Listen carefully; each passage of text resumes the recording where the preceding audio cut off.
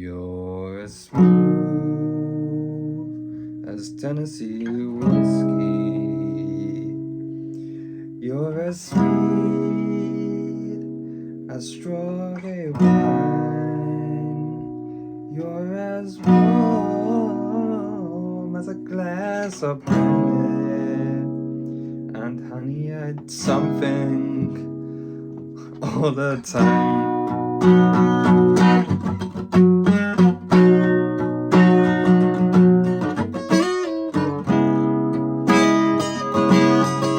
I reckon if I actually took singing seriously, I'd be so unstoppable. Like, it'd be over for every musician out there. I'd basically be the Thanos of musicians. Like, one click of a finger, bruv, it's done. But I don't know why I don't take it seriously. I might do it this year and just come back at the end of the year and just release an album. You're as warm. Like, mad thing. Anyways, back to the lesson. Today, I'm going to show you how I visualize the fretboard through notes and not intervals this time. You won't hear me say much numbers today. It's very simple. All you need to know is your ABCs, literally. And yeah, let's get straight into it. So step one, you want to know the musical alphabet. Very simple. It goes from A to G. A, B, C, D, E, F, G. That is the musical alphabet. Now, if you're asking why there's no H or I, J, K, L, M, N, O, P, but I'm not going to lie to you, I don't know. You could probably Google that. But the musical alphabet goes from A to G. Step 2, you want to know what a semitone is, and I'll go over it quickly in this video. If you want more information on it, then click on this video. I'll put a link in the description. But a semitone essentially is when you go up by one fret or down by one fret. For example, if I'm on the 5th fret of the low E string, if I go up to the 6th fret, however you say that word, if I go up to the 6th fret, then I've gone up by one semitone. If I'm on the 5th fret again, and I go down by one fret, then I've gone down by one semitone. So it's when you move up or down by one fret. That is what a semitone is. Now, how does this relate to the musical alphabet? There's something called sharpening and flattening notes. When you sharpen a note, you move it up by one. When you flatten a note, you move it down by one. So if I'm on the 5th fret and I sharpen it, then I'm moving it up by one semitone. And if I'm on the 5th fret again and I flatten it, then I'm moving it down by one semitone. Now we'll add notes to it so it all makes sense. But just for a quick recap, sharpening is going up by one semitone, which is one fret, and flattening is going down by one semitone, which is again one fret. Forwards, backwards, sharp, flat, semitone, semitone. Alright, step 3. How does sharpening and flattening and semitones and all that stuff relate to the musical alphabet? If I can have your attention on the open A string. And if you don't know what your open strings are called, then your homework is to learn that. But anyways, on the open A string, technically we're here, right? We're on this fret, right? Well, it's not even a fret, it's just an open string. But to make things as simple as possible, we're going to call it fret 0. When I sharpen it, remember, we're going up by 1. And 0 plus 1 is 1. So when I sharpen this note here, I'm moving to the 1st fret. Right? Now, this does not sound like the note we played before. This is the A string, and the A string is the A note. A has to sound like A. A always sounds like A, right? But this does not sound like A. So what's it going to be called? Good question. Because we sharpened it, it's going to be called A sharp. Because we've taken A and we've sharpened it. Now, when you sharpen a note, it's going to have this symbol, which looks like a hashtag, and A sharp would look like this. So far, we've figured out that A sharp is on the 1st fret of the A string. If we sharpen it again, we're going to get A sharp sharp. If we sharpen it again, we're going to get A sharp sharp sharp. Again, A sharp sharp sharp sharp. Then A sharp sharp sharp sharp sharp. Then A sharp. It makes no sense, and technically you're not wrong if you say it, but it's not an efficient or effective way to communicate to other musicians. If I'm at a rehearsal, I'm not gonna say, yo, play a sharp, sharp, sharp, sharp, sharp. No. So what we do here is a little rule. After you sharpen a note, that is when you move on to the next note of the musical alphabet. After A is B. So if I'm on A sharp, the next note's not going to be A sharp sharp. It's going to be called B. I'll say that again, but slowly. After you sharpen a note, that is when you move on to the next note of the musical alphabet. So if I'm on A sharp, it's not A sharp sharp, it's called B, because B is after A in the musical alphabet. Now, this next part's going to be a bit confusing. I just need you to stick with me and just commit it to memory. The only two notes in the musical alphabet that don't have a sharp are B and E. So after B, it's not B sharp, and after E, it's not E sharp. After B, you go straight to C. Now, I'm sure there is a logical reason for this, and I think during my GCSEs, I did Google it and I knew why, but recording this at this time, I forgot, I'm not gonna lie. So I'm gonna Google it after this video, but it's not that important. Just remember, after B and E, there is no sharp. So now we're on B, which is the second fret of the A string. After B, we go straight to C, which is the third fret. If we sharpen C, we've got C sharp. If we sharpen C sharp, again, we don't say C sharp sharp, we'll say D. We go into the next letter of the musical alphabet. Then we've got D sharp. And if we sharpen D sharp, we move on to the next letter of the musical alphabet. We've got E. Now, if you remember, E has no sharp, so we go straight to F. After F is F sharp. After F sharp is G. G, G, G, G, G. After G is G sharp. And after G sharp, we run out of notes. No, I'm joking. After G sharp, the whole thing restarts again and you go back to A. Right? We'll go through it slowly together. I'll put a diagram up as well. From A, which is the open string, you sharpen that, you've got A sharp. When you sharpen A sharp, you've got A sharp sharp. No, I'm wrong. You've got B. B has no sharp, so the next note will be C. C has a sharp, so we go to C sharp. Then it's D. Then you've got D sharp. Then you've got E. E doesn't have a sharp, so then you've got F. Then you've got F sharp. Then you've got G. G sharp. And then you go back to A. So the 12th fret and the open string are both called A. And this is the same for all the strings. Like, say I'm on the E string, right? Low E string. When I play the 12th fret of the low E string, it's called E as well. If I'm on the B string, if I play the open B string and I go to the 12th fret, this will also be called B. Let's move on to step 4 or 5. I forgot what step we're on.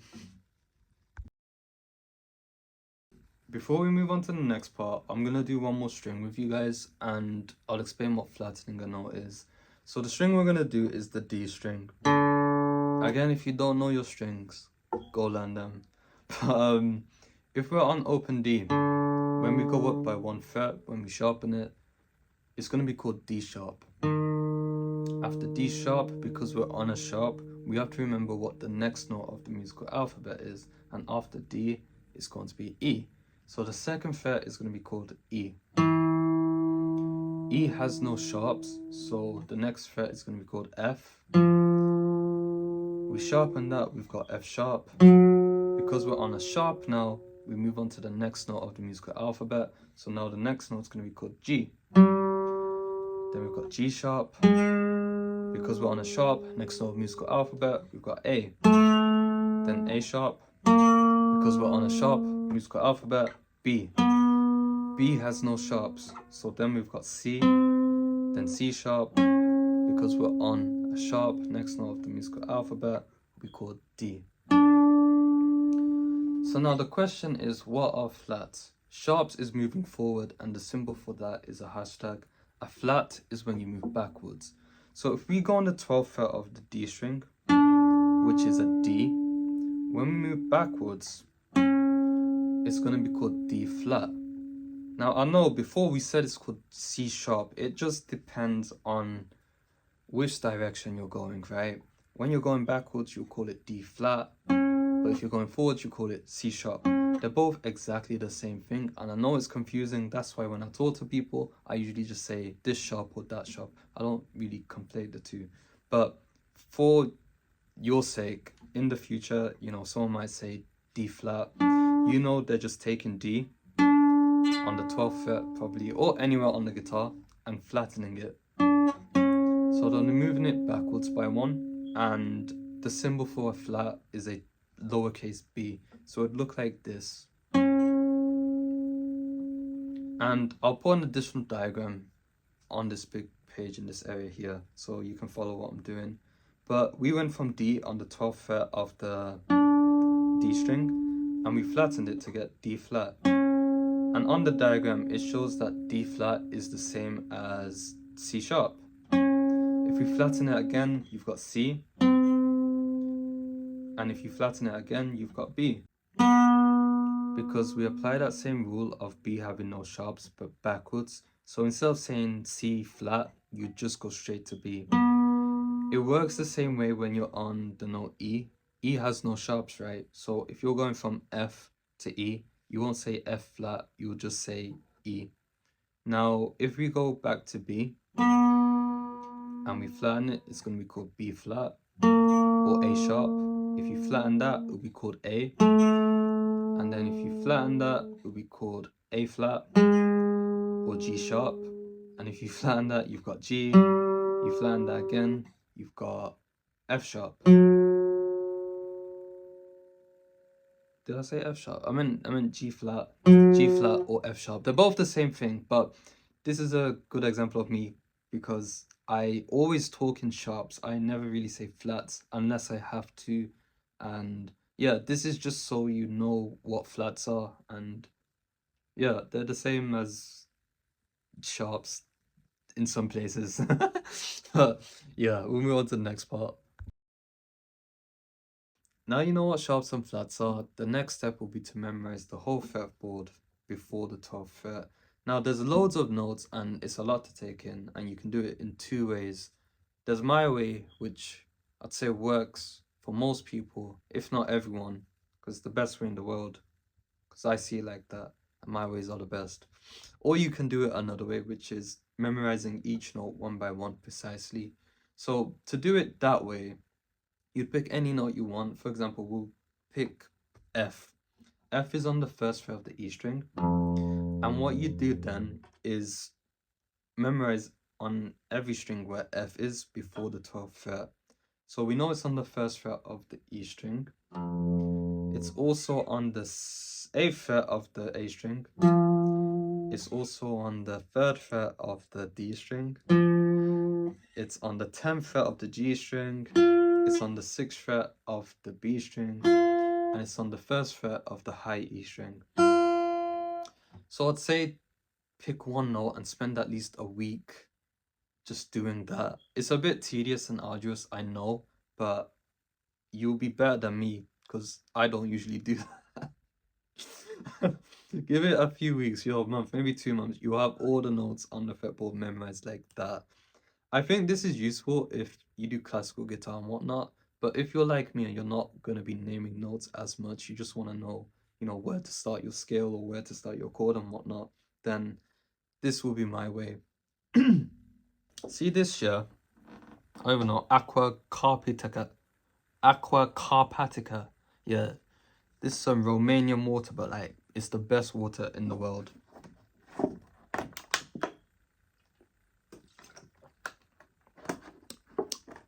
Delicious. Now some people say that water doesn't have a taste. Like, how can you say that? Every type of water has a different taste. Tap water does not taste like bottled water. I've lost my pick. Anyways, my way. Firstly, I want you to take notice of the fact that you've got two E strings. You've got a low E and a high E. Because they're both the same string, whatever note you play on either of these strings, it will mirror onto the other string. So if I played the E string, which is an E note, if I play the other E string, it will be the same E note, albeit at a higher pitch, but it's the same note. If I was to play the 5th fret of the E string, this is called A, or an A note. So that means if I play the 5th fret of the high E string, it will be the same A note. If you play the 7th fret of the E string, this is a B. That means if I play the 7th fret of the high E string, it will also be called B. It's basically a symmetrical mirror, and whatever note you play on one string, it's the same note on the other, which means you can eliminate one of the E strings, because if you learn the low E string, you've automatically learned the high E string. So yeah, the second thing I'd do is memorize the notes on the E and A string off by heart. This is the only thing I remember. I can name any note on them like that. The rest I have to think about it. But I'll get rid of the sharps and flats. I won't think E, F, F sharp, G, G sharp, and so on. I'll just think E, F, G, A, B, C, D. If you know how to say your alphabet from A to G, A, B, C, D, F, G, then this is going to be really easy for you. So I'll add a diagram here so you can see how I'm thinking, and we'll do it together. So the first note to me would be E. The first fret would be F. I'll skip F sharp and go straight to G. Then I'll go to A, then B, then C, then D, then E. Now before you ask what about the sharps and stuff, if I want to find F sharp, because I know where F is, I'll just sharpen it and move it up. If I want to find A sharp, because I know where A is off by heart, I'll just move it up. If I want to find C sharp, because I know where C is off by heart, I'll just move it up. And I'll think like that rather than learning where, each sharp in every note is, because now you don't have to learn 12 notes. You just have to learn 7, A, B, C, D, E, F, G on the E and A string. So yeah, we'll do it again. E, then F on the first fret, G, A, B, C, D. These are the frets and where you can find the notes. Learn them off by heart for the E string. For the A string, we're going to do the same thing again. A, B, C, D, E, F, G. And because it starts on the A string, it's as simple as A, B, C, D, E, F, G. So we've got open A, then you've got the second fret, which is B, then the third fret C, 5 will be D, 7 will be E, 8 will be F, 10 will be G, then 12 A again. If I want to find A sharp, I just find A and sharpen it. If I want to find D sharp, I find D and sharpen it. If I want to find F sharp, I find F and sharpen it. If I want to find G sharp, G and sharpen it. I won't specifically fly to G sharp. I can, don't get me wrong, but it just limits things down into bite sizes, so I won't have to learn 12 notes. Rather, I just think, oh, I just find the note I want and sharpen it, right? And I think that's way easier.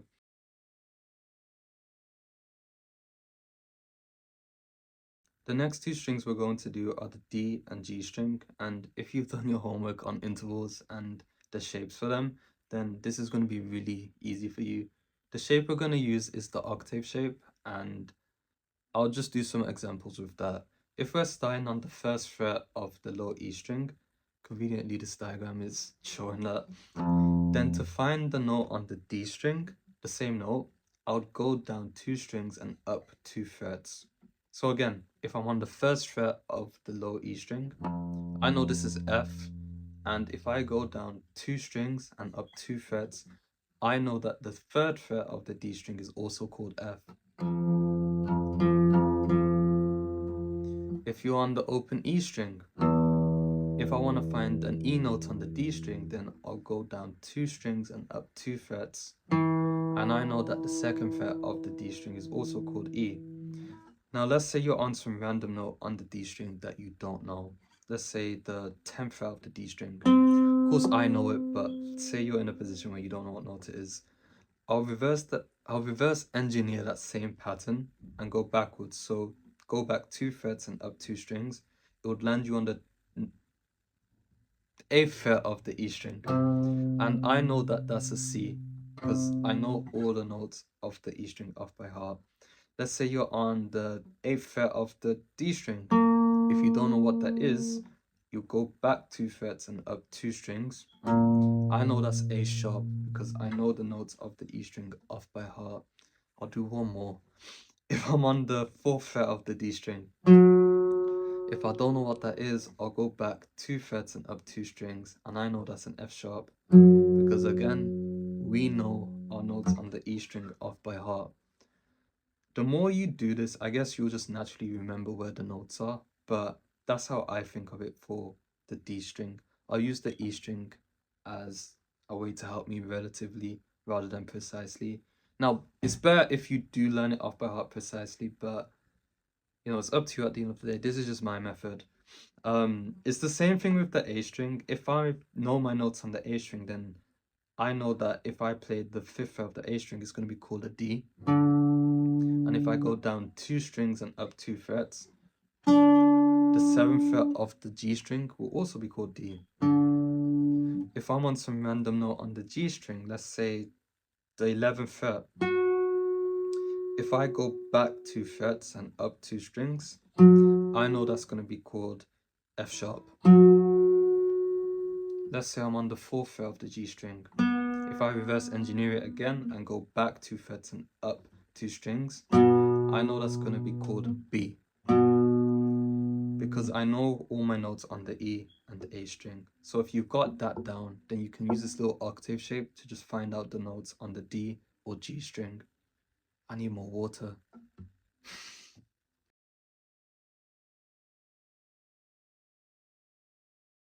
Last but not least, how to find notes on the B string. To do this, I'll use the A string again, and it's gonna be more relative, not precise. But there's a pattern that you can use, and it's called a drop tave. Well, I like to call it a drop tave, but it's just an octave.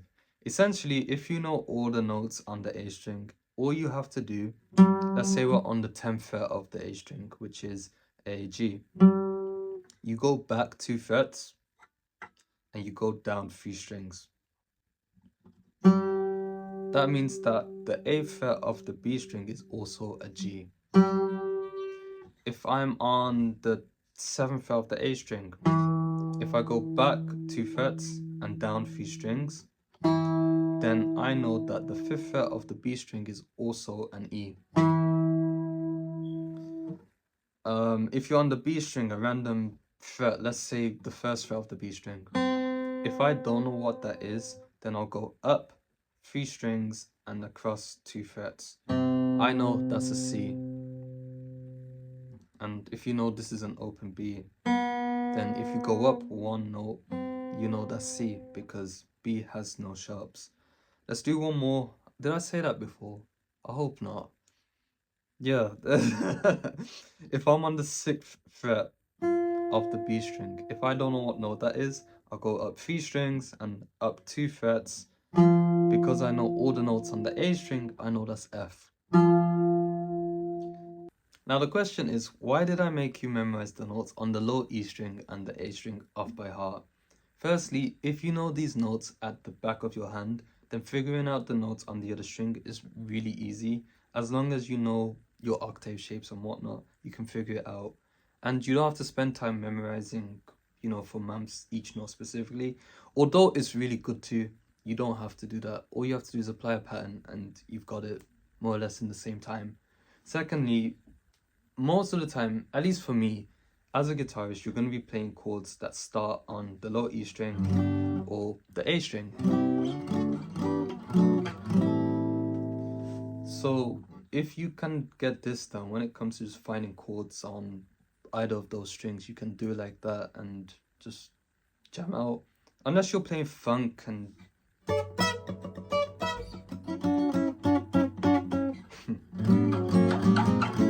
yeah, unless you're playing funk or you're a second guitarist in a band and you don't want to clash with anyone, then of course it's good to know that you can play chords up here, but that's just a rare occurrence for me because I'm always the main guitarist. What can I say?